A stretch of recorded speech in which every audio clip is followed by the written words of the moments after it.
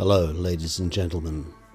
Welcome to We Are DOS, Episode 3. I'm Mick. And I'm Amanda. And today's episode is aligned with the International Day of the Avocado, which is July the 31st. Yeah, it's a very important date because actually many people confuse my last name with Avocado. And I'm Mexican, so that's it. It's more important than Cinco de Mayo. And actually, her real name is actually Avocado. No, what is it? Acevedo. Acevedo. Yes, please don't get confused. We're doing this. We skipped Cinco de Mayo because we were just too busy and we didn't think we had much more to say after the first two episodes. We seemed to have covered quite a lot of ground and there wasn't a lot of news to tell, so we skipped Cinco de Mayo, not only because we didn't have much to say, but because apparently it is not even a particularly significant day in Mexico. Yeah, I don't know why, but a lot of people in other countries think that it's like our Independence Day or something, and it was just some random battle somewhere, and we don't even think about it. It's a Mexican National Day for tourists. Yes, exactly.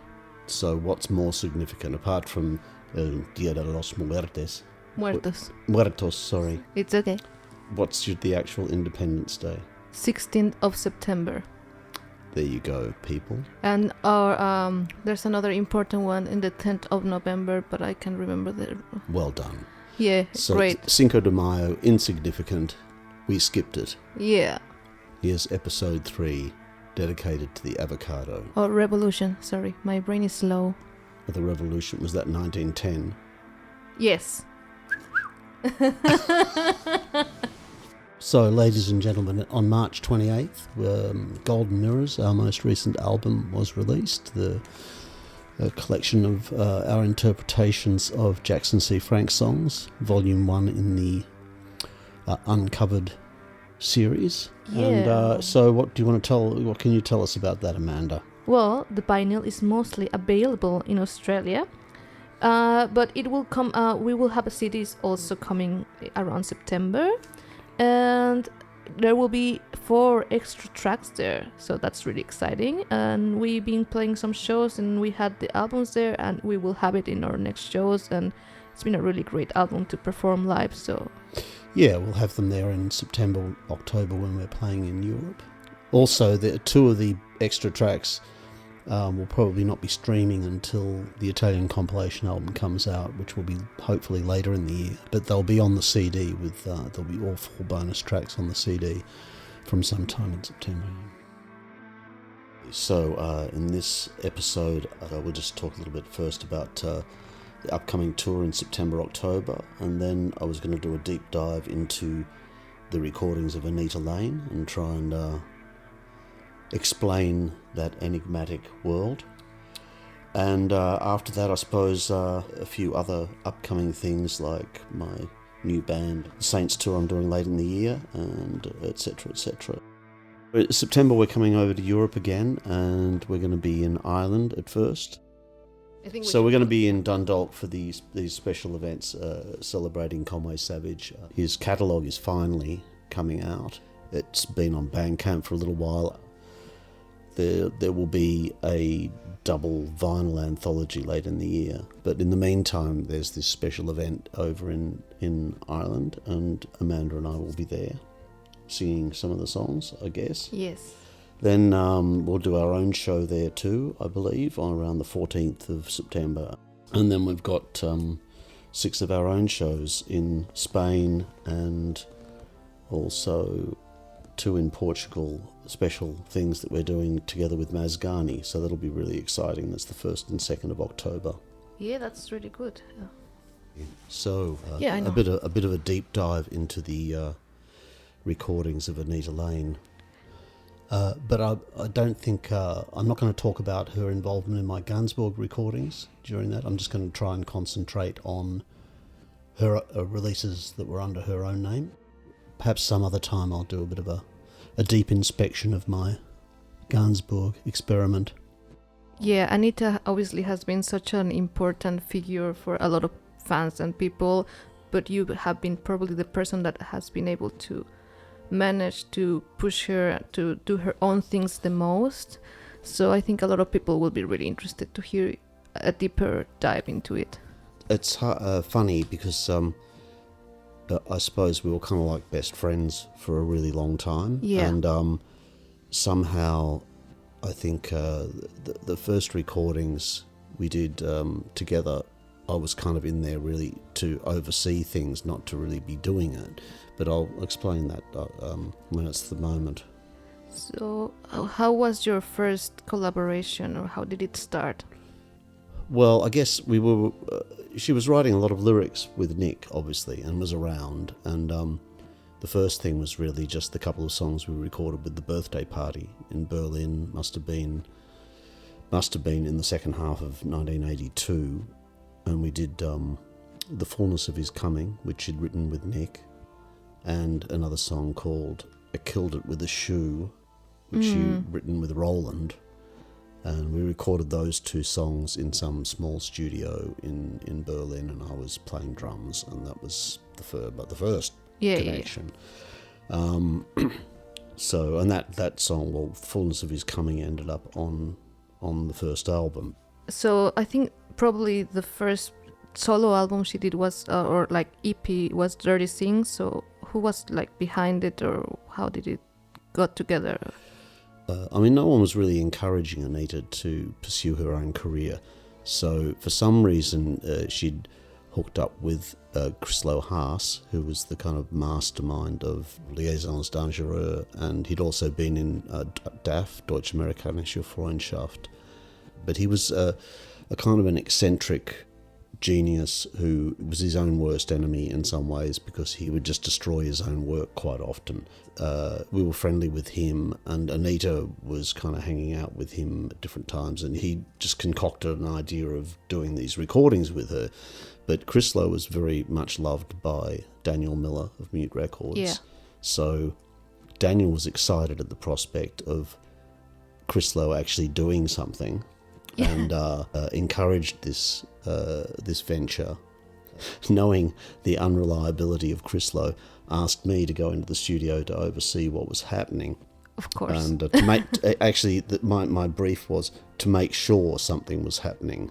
Okay. Yeah. So we're in Hansa Studios, kind of big, fantastic studio in Berlin. Chryslo came in with his drum machine set up and a couple of synthesizers, and set them up, and played us some cassette recordings that he'd made on the Autobahn while he was changing his tyres, while he had a flat tyre. Then he looked at his watch, and it was about 3 p.m. He said, "Right, that's it. Right, I go now." And he left. So I was left there with Gareth Jones, who was engineering and producing ostensibly. Yeah. We sort of looked at each other and went, okay, well, what are we going to do then? So I started trying to learn the drum machine that was there, because I knew Anita wanted to do a version of Lost in Music. Yeah. And I just thought, I'll just set up a drum pattern that could be the basis for that, so that there's something done, so that there's a basic rhythm to put a foundation of that song in. And I think that was about it for day one.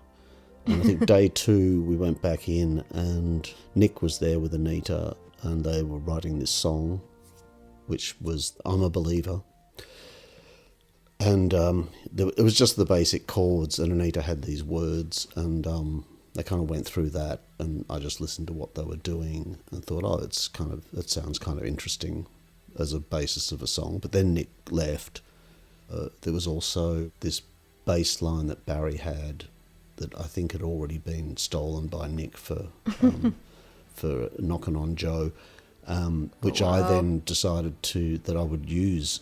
I thought it was really nice. And, so I talked to Barry Adamson, and he was okay with that, and played the bass. It's that, and Anita had that poem, "If I Should Die," that she'd read over, and it had this kind of descending cycle thing. So by the end of day two, I think Chryslo hadn't even really turned up on day two, and by then it was like, we're going to have to start recording these things. Yeah. And We did, probably by day 3, or maybe even late that night on day 2, because I remember Nick coming back in the next day and I'd recorded this basic track for I'm a Believer, and he didn't even recognise the music. It was the chords, it was his chords and everything, but I think he was a bit stunned at how it sounded. I was quite stunned too, because Gareth Jones just kind of did this setup, and I said, well, if you give me a drum machine beat, I'll just put the bass lines down using the Hammond organ foot pedals. So there I was on my knees down under the organ, slapping the bass pedals, playing this kind of structure of the chords as I imagined it might go. Not only did he have room mics and one close to my hands, but also obviously recording the speaker with the bass notes in it, and so the entire basic track of that, it sounds like a whole band, and it's just me playing the bass pedals. Yeah. So I did record some other drums on it, but and there's some of Chris Lowe's Autobahn recording with cars going past. Oh, no. And then some sort of string sample things that we used in the instrumental sections. But basically by day 3, I just needed to get the things happening. Yeah. And I think the 4th song, Sugar in a Hurricane, was based on a melody that Katie came up with, actually. And she said she wanted it to be like the wind, like it was like the wind playing the tune. So Gareth went down and said, I know exactly where to record that. He went down and he closed this door on the ground floor, which created this kind of wind whistle, and recorded that, and then we put it into a keyboard and played the tune. So we had a drone and the tune, and that's where Sugar in a Hurricane came from. And Anita had those words somewhere. So basically by day 3 or 4, I'd recorded all the basic tracks. I don't know where Chris Lowe was, but I just kind of had to deputise and get the record going. Yeah. And it came out really interestingly. Unsurprisingly, in a way. Yeah, but like what I can understand is that she was like the person that you needed to help her get a structure for ideas that she had a bit floating around. So well, I mean, she couldn't do the music, so yeah. if she was wanting to do something musical and songs, then she had to have someone creating a musical foundation for her to sing over. She also didn't have at all any kind of technical approach to singing, of course, with timing or anything like that, and different vocal takes would be in entirely different places on the basic track. And these days that wouldn't be such a problem, because you could just could move the things around into place, but in those days they were on a piece of tape and maybe 15 seconds away from where they were meant to be, and it was quite a tricky process sometimes to shape the songs and get them into a kind of structural order. So, and she wasn't always terrible at it, but she didn't pay a lot of attention to that kind of thing. She wasn't really particularly interested in any technical aspects. But did she get a bit more, confident with that in this first work, and then it started getting easier? Or how did you separate who did what in your recordings? Or like, did you come with all the melodies? Will she start giving you melodies? Or yeah, look, well, with Lost in Music, obviously that was so that was that, and with If I Should Die, it was just a poem. With I'm a Believer, I think I probably had to put a guide vocal over the piece so that she could see how the words fitted with the... They'd done a basic thing of that. Nick and her had put together a basic idea about that, but once the music was there, it was a bit unfathomable, and I had to kind of re-demonstrate where it would sit with the recording. And Sugar in a Hurricane is so kind of floaty that it was possible for her to... She just sort of sang, and all the different vocals were in different places, and it had a kind of natural sense to it, that song. We were able to just kind of shape it with that disorder as part of the beauty of it. And how did you continue after that, or how was the reception, or the plan, or there was no plan? There was never any plan. No. Yeah. I think that came out as an EP, and around that time there was quite a lot going on. I mean, Anita did recordings so she was on Bloomer, like the English version of Bloomer, the Einstürzen Neubauten song. Yeah. She did quite a few recordings over the years with Gudrun Gut on her projects, and also she sang on some of Die Hout's recordings, and Nick even got her in to do some singing on the Ghosts of the Civil Dead soundtrack. And so at some point I think we felt there was quite a lot of material there, and I'm not quite sure what happened there exactly. I think maybe there were a couple more songs came up, and suddenly it was like, oh, we should just put it all together, all these disparate pieces, put them together as an album. Oh, okay. Those songs were all original, right? So how did they start being put together, or the new ones, the new songs? Just Anita was doing work like that, or she was just creating things. And I remember she wrote a song for Conway. Oh, okay, yeah. She wrote a song, and she said, "Here, these are for you. This would be a really good song." And Conway just took one look at it and said, it had Jesus in the title, and he kind of wasn't too comfortable about it. And then so eventually we took that back and recorded. We were back in Australia sometime, so that was Jesus Almost Got Me, and I kind of wrote some music for it, and we recorded it. And I think when Conway heard the final thing, he was actually a bit disappointed.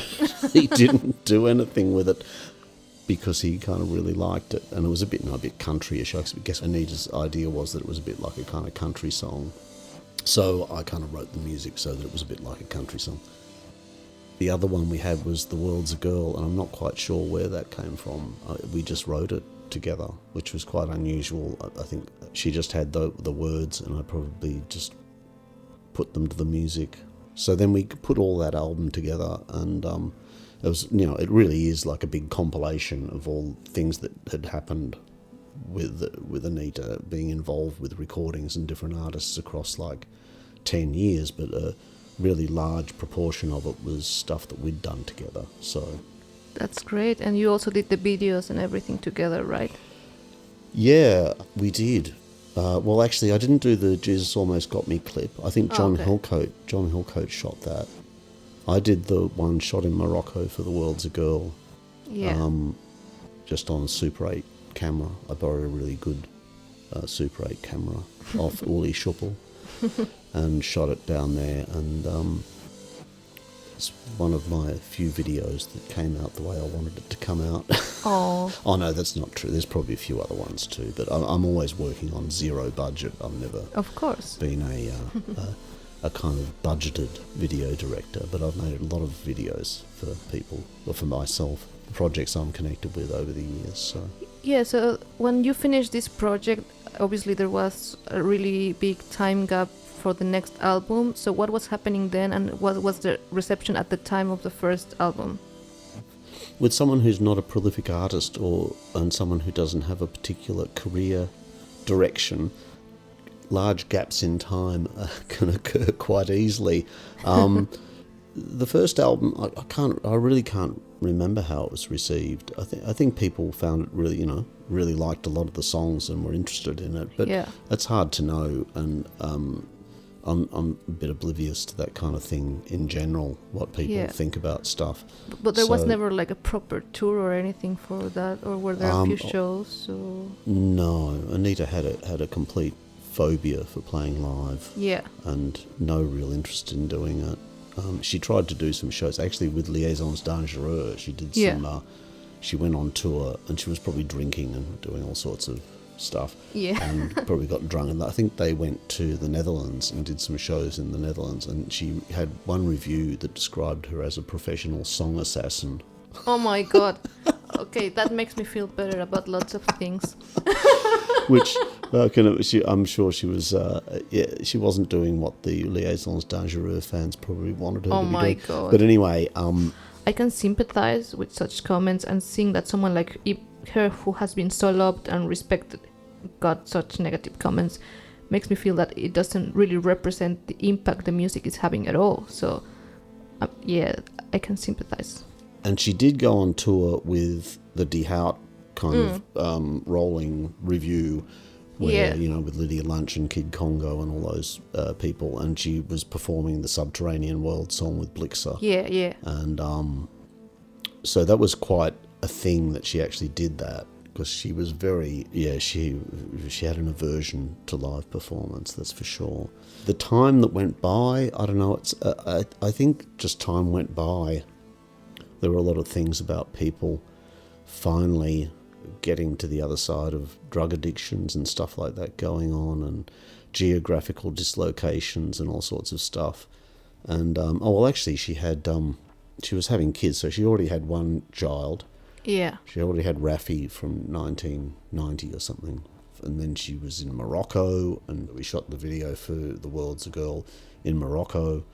And then she had Luciano back in Australia. Then she moved back ostensibly to Italy, but then ended up then she had Carlito was born in Palermo. We were visiting her in Palermo. But she was really busy being a mother with young babies. But somehow, in around 99 or 2000, we came up with this crazy idea to make the plan was to make a disco soul album. Oh my God. So the good thing about that was our starting point, but I knew that I wouldn't be able to play the music properly. And that Anita, or produce it properly to some degree, and that Anita wouldn't be able to sing it like that. So it was going to come out as something completely different. Yeah. So, but she was very much into that music. I think that, I was probably sitting around having a discussion with her about what she'd like to do, and I just said, well, what music do you really like? And she basically just said she really likes soul music. So I said, well, let's make a soul album. Which is obviously preposterous. Yeah. But and it came out really rather well, but it's not a I love that traditional album. It's not a traditional soul disco album, but you can hear all the aspects of that that are in the works, and it was great fun doing that record. But so there are a few interpreters, there's a few kind of so-called covers in there, like Home is Where the Hatred Is, and Bella Ciao, which is obviously an Italian song that we translated and did in a totally different way to the normal procedure. I Hate Myself is the other one. So Home is Where the Hatred Is a Gil Scott-Heron song. Yeah. I Hate Myself is by Betty Davis. Cool. And obviously Bella Ciao is a traditional partisan left-wing Italian song, which we translated.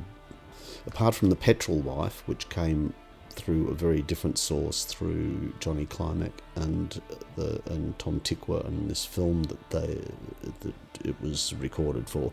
Apart from that song, the rest of it were all written by me and Anita together. And I guess I just started with lots of funny ideas, faux kind of soul disco songs, and there's a few of the songs, any song that you see on there that's co-credited to other members of the Bad Seeds has come from rough stereo recordings of us just sort of jamming in the studio that I found interesting bits of and looped.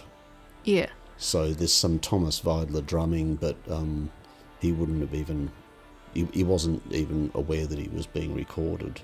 Okay. So lots of the things on there. So they're, because it's people jamming, it's them playing. They made the stuff up, wasn't it? Yeah. So there's a few songs which are based on Bad Seeds jams that got looped, and then some of the other songs I just wrote some music. I don't know how the hell I came up with it, but or why or how I came up with it. But all of them really, all of those original songs, apart from the other 4 songs I just cited, were all recorded. There were lyrics around, and I would do a guide vocal and show Anita, how it could be sung over the music, and then she would go out and try and do it. And that was also, quite a trial, because we had, for a long time, we had loads, like 10 songs or something there, but no vocals on anything, because she'd just put it off, and then I think she probably did all the vocals in 2 evenings Yeah. when she actually felt well enough to do it and in the right frame of mind. And then she went, I can do it now. I'll go in now and sing and do it. And she'd go in and do it. And that's how that came together. Sex O'Clock. Yeah. The classic disco album. No, it's really great, that one.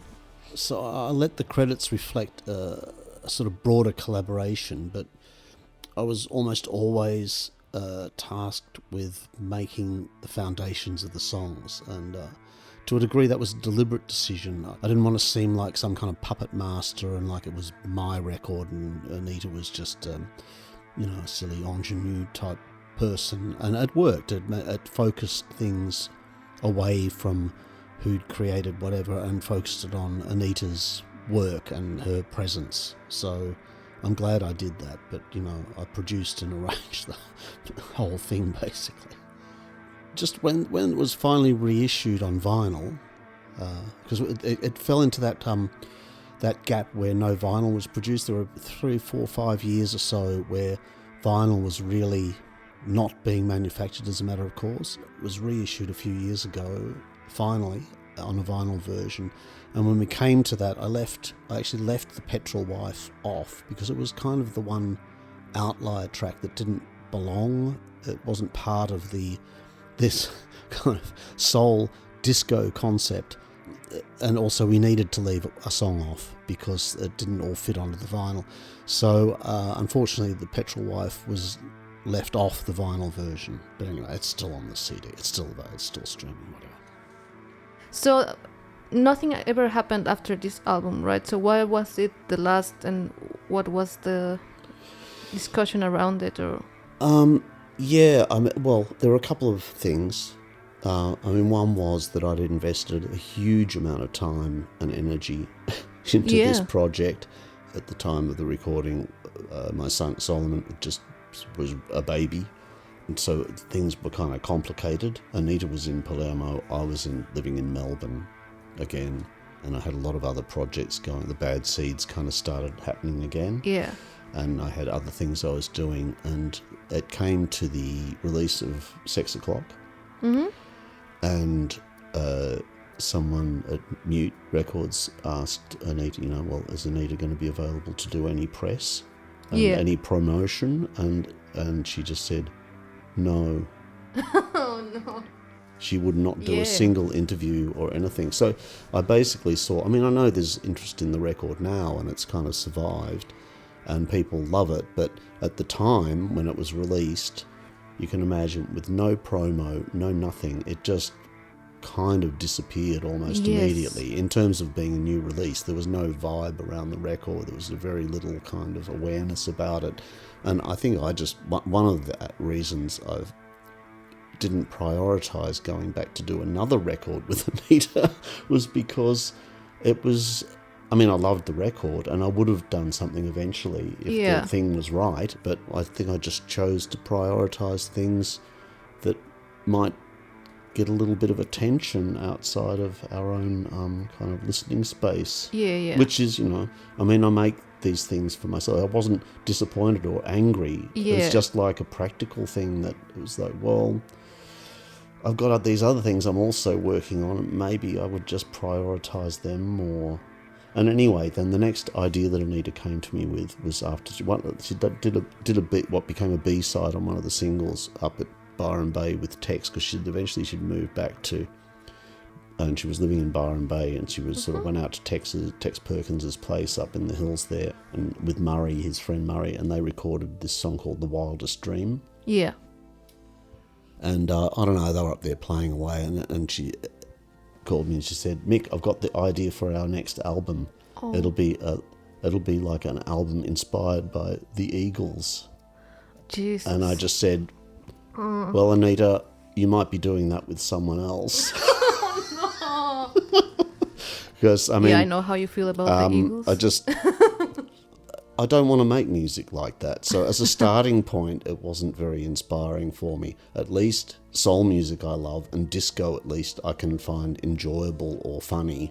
And But as a starting point, the Eagles was really not something that was in my ballpark.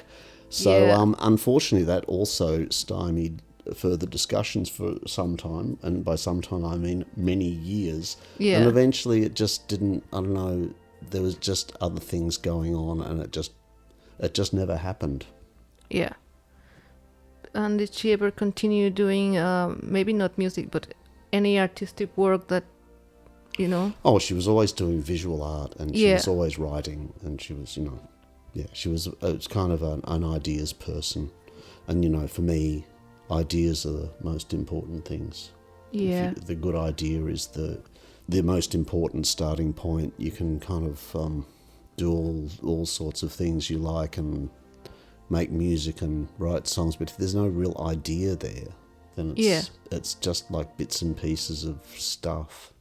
I mean, they can be good in their own right, but to make something more substantial, there really has to be a kind of fundamental idea that you're building the work on. Absolutely. But now it's resurfacing, all her work. Obviously, I'm sure that people loved it at the time, but with all the attention the Batsits are getting, a lot of people is trying to find out more about her and listening to those albums and really appreciating what she contributed in general to that's probably a lot of Nick, having featured her in the last tour with that song. So and with images from my video, I should say. So I'm very present at the recent Bad Seed shows, apart from the songs that I co-wrote that they're still playing. I made a big visual contribution to the show.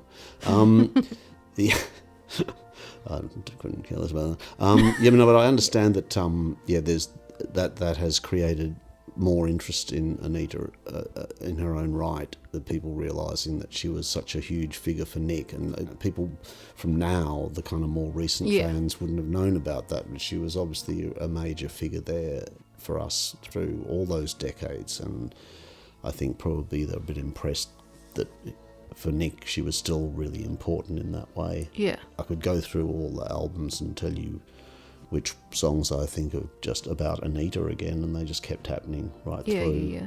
Long after he was in other relationships, there'd still be a song about Anita on the record. Yeah. Because she was still really important to him and a real sounding board for his idea. He'd kind of call her up all the time, So there was... of course. So that's nice if people are more interested, but, Yeah. It's better if they like what they hear and it means something to them. Yeah, no, I think it does. I really love both of the albums very much. That was enough on Anita, at least the recording world of Anita. The other aspects of Anita go way beyond any of that and just are a bit indescribable. In our last little foray into doing a podcast, we did an expansive film review of the film that shall not be named. I see, yeah. You can see Amanda looking very annoyed about the prospect of that film even being mentioned again. Yes.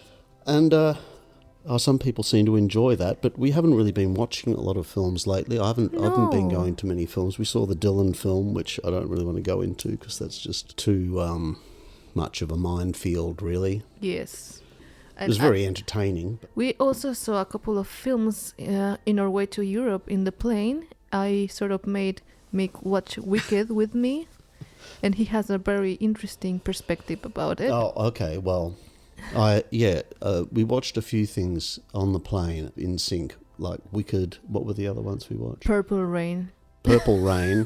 And what was the other one? We watched the Substance, and also part of the Substance, and then we also watched the Wizard of Oz too, for context. Yeah, for context. Okay, well, the Wizard of Oz was kind of good. I'd never watched it before, actually, in full, so that was interesting. Oh, okay. I'd seen bits of it, but I'd never seen the whole movie. I realised this sort of thing happens from the past when it was like a movie before I was even born. And then I'd just catch it on the television, and I never owned it on video, so I just never actually watched the whole thing. I felt like I'd seen it, but I hadn't. Oh. So that was interesting. Purple Rain, I thought might... I mean, when I saw that, when it came out in London, at some screening. I walked out of the cinema just thinking, what an absolute embarrassing load of tripe. And I thought, maybe in hindsight, because people like Dave Graney thought it was genius and all this sort of stuff, which kind of swayed me slightly that it might have had some redeeming feature in the world of kind of ridiculous rock movies. But in fact, watching it again on the plane made me quite convinced it was just one of the worst movies ever made. Yeah, it's pretty terrible. What a load of rubbish. Anyway, I mean, I guess it's like a statement of its time, but the acting is so bad, and it didn't age well at all. Yeah, so I mean, the direction's terrible, really. I mean, obviously, I like Prince. I've got a lot of time for Prince, but that movie is as bad as the follow-up. What it was called, Under the Cherry Moon or something. Yeah. Anyway, so the substance was pretty awful and predictable. Didn't really like that at all. Yeah. But Wicked was quite interesting. Oh, for me, for someone who never watches a movie like that, ever. Yeah, it was fun too. And witness that. It was quite interesting. And afterwards, I told my son Solly what we'd watched on the plane, and he said, his girlfriend Ella was very interested to know what I thought of it. Mm-hmm. And hang on, I sent them this following review by way of text. Here we go. I mostly enjoyed it. Some of the songs were a bit overblown, but that's the nature of the genre, so I didn't mind. The heavy bass drum and busy tom-tom sections of the drumming damaged the score, for me, which was otherwise fine. It really was dreadful. The drumming was... That's not the drummer's fault, it's the fault of the arrangers and producers getting him to play that. Right. And I liked a lot of the script and the lyrics, both of which were very clever at times and funny. Not my type of thing at all, but I enjoyed watching it and thought the moral/societal analogies, etc., were well done. Oh, that's nice. So there you go. I didn't Wicked. I didn't hate it. I succeeded. Anyway, that's probably our film reviews. So we've been watching a lot of TV series like everybody does. We watched The Squid Game. What was our thought about that? Well, I really liked it, actually. It's not my sort of thing at all, but there's something very engaging about it. Yeah, there's something very engaging about it. Very current as well, and... It's kind of horrible. It's horrible. And it's kind of, very disturbing and violent and gruesome. But, and quite an indictment, or an attempted indictment at human nature. So, I guess topically it's kind of, maybe that's where we're headed. I hope not, but it's kind of like an analogous kind of thing to that in a way. Mm-hmm. And I did have one idea to make a T-shirt with the cross in the red square on it, and just say, "Let me out of the game." Yeah, for current. I mean, maybe it's about time. But there's no way out, unfortunately. There's no way out of this game. I suppose maybe that's the point they're making in a funny way, a very extreme way. Maybe we're all in this game and we can't do much about it. That's true. So anyway, that's the extent of our film reviews this on this International Day of the Avocado. Maybe we'll bother to watch some things a bit more properly in the next little while and kind of come back to something. Although it needs to be something that's kind of, there's something worth saying about, really. So when we come across something like that crosses cultural boundaries unnecessarily, or it misrepresents something awfully, or is worth kind of discussing and dealing with, then we'll definitely do that. Just to wrap up upcoming things, we have Amanda and I have got a European dates lined up for September, October. So we'll be posting them wherever, playing in Ireland, Spain and Portugal, and a show in Antwerp at the Dinsdag Club again. And I've also got, I'll be doing these 3 music of David Lynch shows called In Dreams, which will be in Strasbourg, Luxembourg and London. And aside from that, I've got the Bleak Squad, I've got Bleak Squad beginning. Oh, okay. So we've got a couple of warm-up shows, and then in early August, and then about 3 shows in Australia in October, and the album will be out in late August, so that's exciting. And what did you want to say something about the Bleak Squad? Well, it's been a long time since you started preparing this project, so it's been exciting watching how it's been developing, and I hope people really like it because they are really good, the Blick Squad. Blick Squad.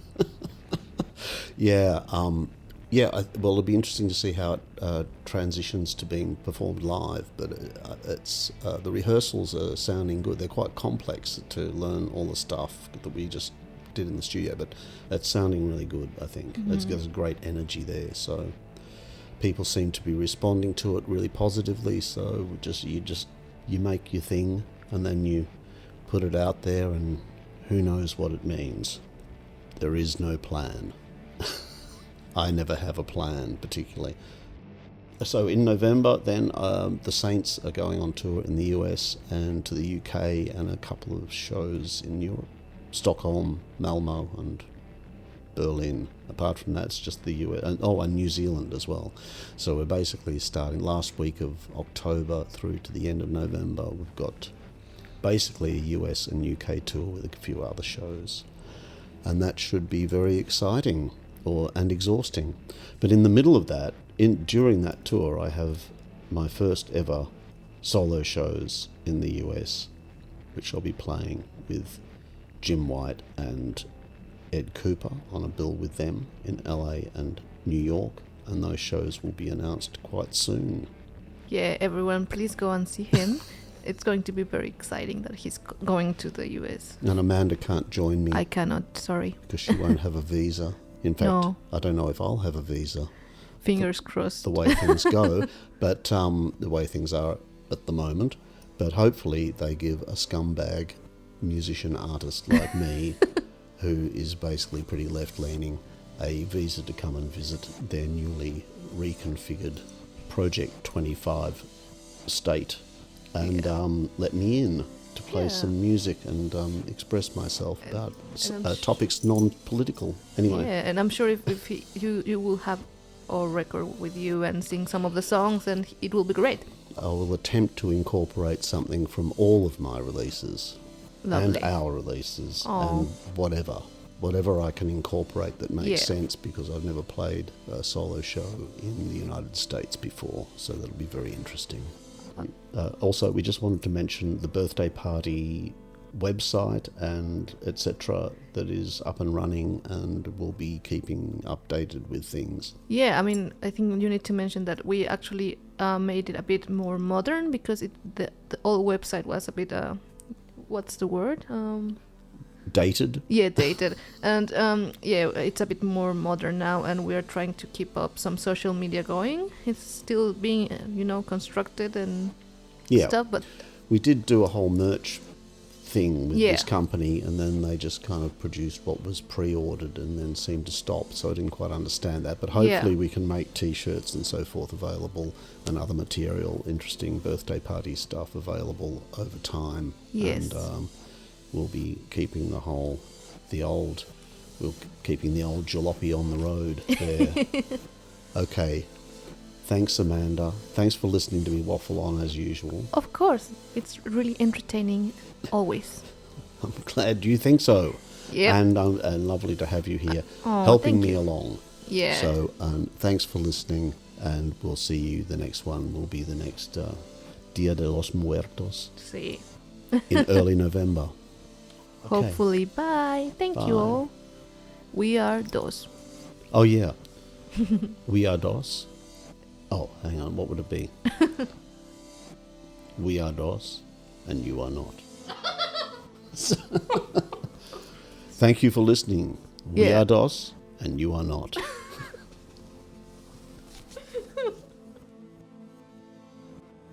The music you are hearing in the background is from our work in progress. Working title is Psychedelia in White, and should be released sometime in 2026. But for now, you're hearing it backwards.